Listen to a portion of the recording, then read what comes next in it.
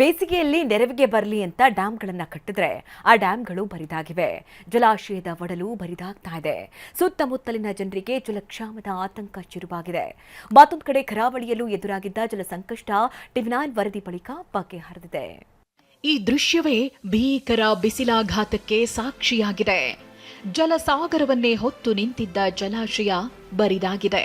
ಇಲ್ಲಿ ಕಾಣ್ತಿರೋದು ಬಿರುಕು ಬಿಟ್ಟಿರೋ ಭೂಮಿ ಮಾತ್ರ.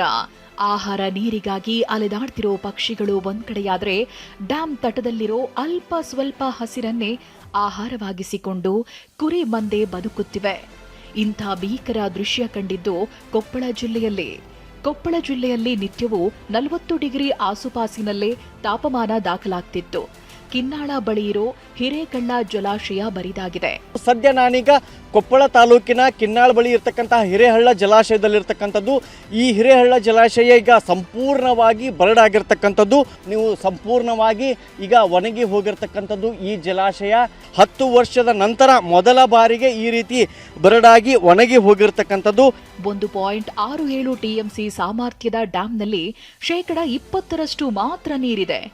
ಇನ್ನೊಂದು ತಿಂಗಳಲ್ಲೇ ಆ ನೀರು ಕೂಡ ಖಾಲಿಯಾಗಲಿದ್ದು ಕಿನ್ನಾಳ, ದೇವಲಾಪುರ, ಓಚನಹಳ್ಳಿ ಸೇರಿದಂತೆ ಹಲವು ಗ್ರಾಮಗಳ ಜನ ಹಾಗೂ ಜಾನುವಾರುಗಳಿಗೆ ದೊಡ್ಡ ಸಂಕಷ್ಟವೇ ಎದುರಾಗಲಿದೆ. ಇನ್ನು ಕರಾವಳಿ ಜಿಲ್ಲೆಗಳಲ್ಲೇ ಜಲ ಸಂಕಷ್ಟ ಎದುರಾಗಿದೆ. ಉಡುಪಿ ಜಿಲ್ಲೆ ಬೈಂದೂರು ತಾಲೂಕಿನ ಅತ್ತಿಕೋಣೆ ಗ್ರಾಮದಲ್ಲಿ ಕುಡಿಯೋ ನೀರಿಗಾಗಿ ಜನ ಪರದಾಡ್ತಿದ್ರು. ಸುತ್ತಲೂ ಹೊಳೆ ಇದ್ರೂ ಕುಡಿಯಲು ಯೋಗ್ಯವಾದ ನೀರಿಲ್ಲ. ಹೀಗಾಗಿ ದೋಣಿ ಮೂಲಕ ಹೊಳೆ ದಾಟಿ ಜನ ಕುಡಿಯೋ ನೀರು ತರ್ತಿದ್ರು. ಈ ಸಂಕಷ್ಟದ ಬಗ್ಗೆ ಟಿವಿ9 ವರದಿ ಮಾಡ್ತಿದ್ದಂತೆ ಅಧಿಕಾರಿಗಳು ನೀರಿನ ಸಮಸ್ಯೆ ಬಗೆಹರಿಸಿದ್ದಾರೆ. ಪೈಪ್ಲೈನ್ ರಿಪೇರಿ ಕೆಲಸ ಪೂರ್ಣಗೊಂಡಿದ್ದು ಗ್ರಾಮಕ್ಕೆ ಗಂಗೆ ಆಗಮಿಸಿದ್ದಾಳೆ. ಜನ ಟಿವಿ9ಗೆ ಧನ್ಯವಾದ ಹೇಳಿದ್ದಾರೆ. ತುಂಬ ವರ್ಷಗಳಿಂದ ಈ ನೀರಿನ ಸಮಸ್ಯೆ ಅನ್ನೋದು ಕಾಡ್ತಾ ಇತ್ತು. ನಾವು ಪ್ರತಿ ಸಾರಿ ಪಂಚಾಯತ್ಗೆ ಎಲ್ಲರೂ ಕೊಡ ತಗೊಂಡು ಹೋಗಿ ಒಂದು ಪ್ರತಿಭಟನೆ ವ್ಯಕ್ತಪಡಿಸೋದು ಮತ್ತೆ ಬರೋದು. ಅವ್ರು ನಮ್ಗೆ ಆಶ್ವಾಸನೆಗಳನ್ನ ಕೊಡೋದು, ಇದು ಸರಿ ಆಗುತ್ತೆ, ನಾವು ಸರಿ ಮಾಡ್ತೀವಿ ಅಂತ. ನಿಮಗೂ ಕೂಡ ಥ್ಯಾಂಕ್ಸು. ಟಿವಿ9 ಇಂಪ್ಯಾಕ್ಟಿಂದ ಆಗಿದೆ ಇದು ತುಂಬ ಥ್ಯಾಂಕ್ಸ್. ಅದರಿಂದ ನಿನ್ನೆಗೆ ಆದಂತಹ ಕೆಲಸಕ್ಕೆ ಖುಷಿ ಇದೆ, ಅದಕ್ಕೆ ನಿಮಗೆ ಧನ್ಯವಾದ ಕೂಡ ಹೌದು. ಇಲ್ಲಿ ನೋಡಿ, ಹೊಲದಲ್ಲೇ ಹೇಗೆ ಶಾಮಿಯಾನ ಹಾಕಿದ್ದಾರೆ ಅನ್ನೋದನ್ನ. ಬೀದರ್ ಜಿಲ್ಲೆ ಬಾಲ್ಕಿ ತಾಲೂಕಿನ ಹಾಲಹಿಪ್ಪರ್ಗ ಗ್ರಾಮದಲ್ಲಿ ಈರುಳ್ಳಿ ಕಟಾವಿಗೆ ಬಂದಿದೆ. ಬಿಸಿಲಿರೋದ್ರಿಂದ ಕೂಲಿ ಕೆಲಸಕ್ಕೆ ಯಾರೂ ಬರ್ತಿಲ್ಲ.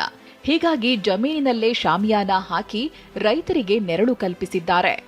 ನಮಗೆ ಮುಖ್ಯವಾಗಿ ಹೇಳಬೇಕಾದರೆ ಈ ಈರುಳ್ಳಿ ಬೆಳಿಬೇಕಾದ್ರೆ 5 ತಿಂಗಳು ಬೇಕು.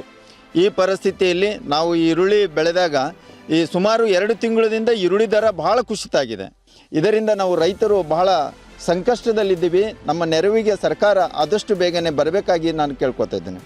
ಬಿಸಿಲು ಅನ್ನೋದು ಇಡೀ ಕರುನಾಡನ್ನೇ ಕೆಂಡವಾಗಿಸಿದ್ದು ಹಳ್ಳ ಕೊಳ್ಳ ಡ್ಯಾಂಗಳೆಲ್ಲ ಬರಿದಾಗಿ ಬಿರುಕು ಬಿಟ್ಟು ನಿಂತಿವೆ. ಕೊಪ್ಪಳದಿಂದ ಶಿವಕುಮಾರ್, ಉಡುಪಿಯಿಂದ ಪ್ರಜ್ವಲ್ ಜೊತೆ ಸುರೇಶ್, ಟಿವಿ9 ಬೀದರ್.